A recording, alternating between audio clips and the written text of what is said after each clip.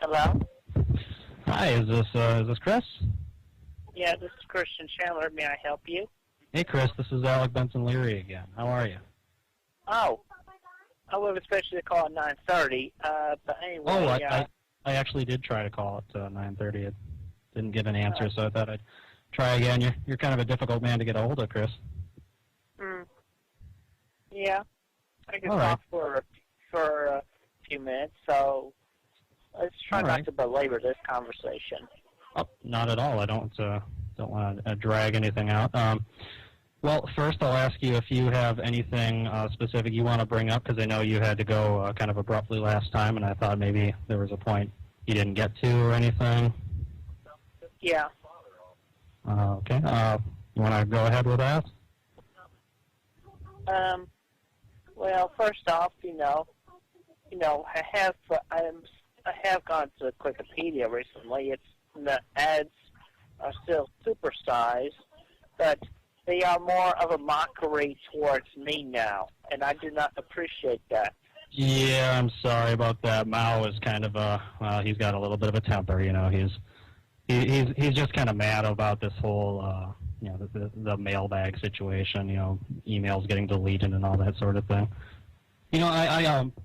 I saw in one of your mailbags that you said that I delete or modify a lot of my emails. I don't know where you got that impression. I don't do that. I try to answer every email I get, thoughtfully and fully. Well, that's probably easy for you. That's probably easier for you because yours are not as mean and cruel and condescending as the ones I've been getting. Have you been getting a lot of mean ones that don't go into the mailbag? Because the ones I see, a lot of them, they do get kind of critical at points, but I don't know. It seems like they just kind of want to, have some questions answered. Yeah, but I wish they wouldn't have to go so critical. Like, what do you mean? Like, what are some of the things that you found just kind of crossed the line? Like they talk about copyright issues and crap. Well, that is kind of an important issue. I noticed that. I have my own copyright registration. That slip of paper I got from the Virginia Library of Congress.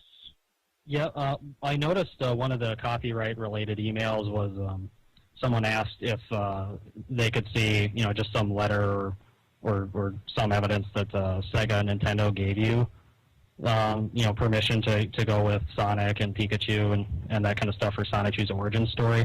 I think if you provided those, that would silence those kind of emails right away. Yeah. You do have copyright of Sonic 2, but you would still need to show Nintendo's permission to publish it. You know what I mean? Because you do make use of Pikachu in the origin story. Yeah. Yeah. I think that would be a good idea to show everyone in the mailbag. That would shut up that line of questioning right away. Yeah, but then there's also the homosexuals and other topics. I can't remember off the top of my head, but yeah, there's quite a few.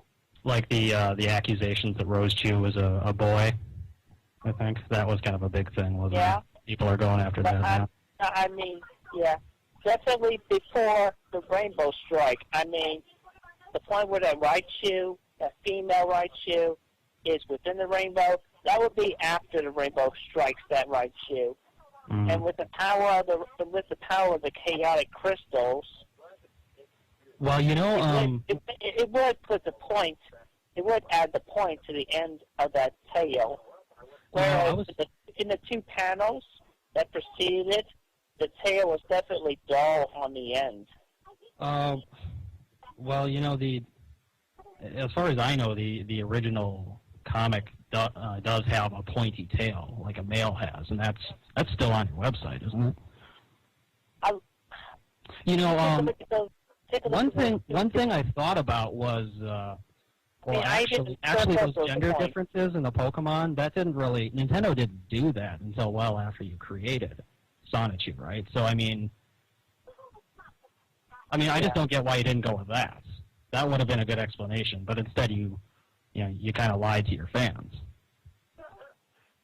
What do you mean lie? I did not lie. I mean, you look at the two pictures before the rainbow hits, the tail is dull on the tip. Oh, well, I see that in your picture that's on, the front of the Wikipedia, but the original comic, he had a pointy tail, or she, I mean.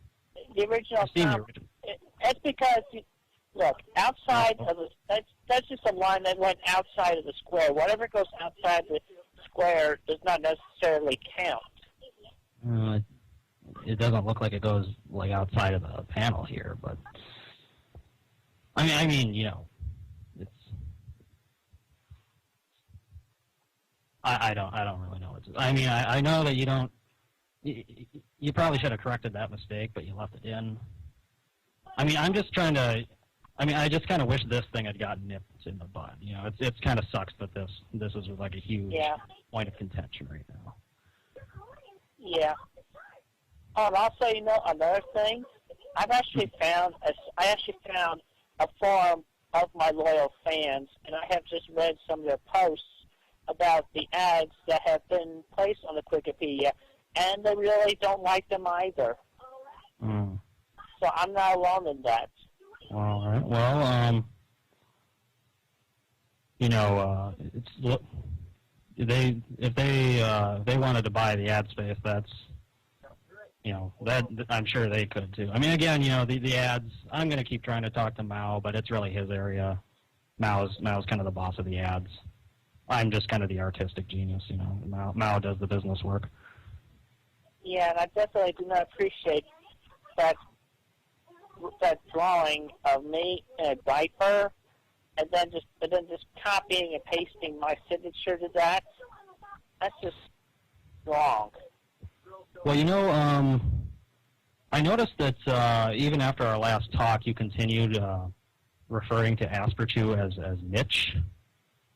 I kind of thought we had that cleared away.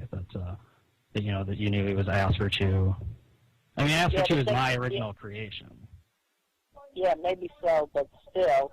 And I think you still have the impression that Asperchu is a Sonichu, and that's not true, right? Asperchu is not a Sonichu. Yeah. Okay, but still think about this. You gave him the condition of Asperger's. Yes, that's correct. Oh, that's another thing. I think you thought that I gave everyone that appeared in my comic Asperger's, but only Asperchu has it. Just so you know, just Asperchu. Well, I'm sorry, you were going to say something? Anyway, still, I think you can understand, since you have Asperger's, and considerably with me with my autism, that we really don't want to be treated as quote unquote special because of our mental conditions. We want to be treated as equal individuals. Well, that's certainly true. But how do you think I've been portraying Asperchu as being treated? Different? Because try putting yourself in the shoes of your Asperchu. If you, not only would you want to be treated as an individual equal, but you that's how I portray him. He does everything normal people do. You would not want a name that emphasizes the mental condition. You want a name that is more manly, more. Well, Chris, we don't. Chris, we don't choose our names. Our names are given to us.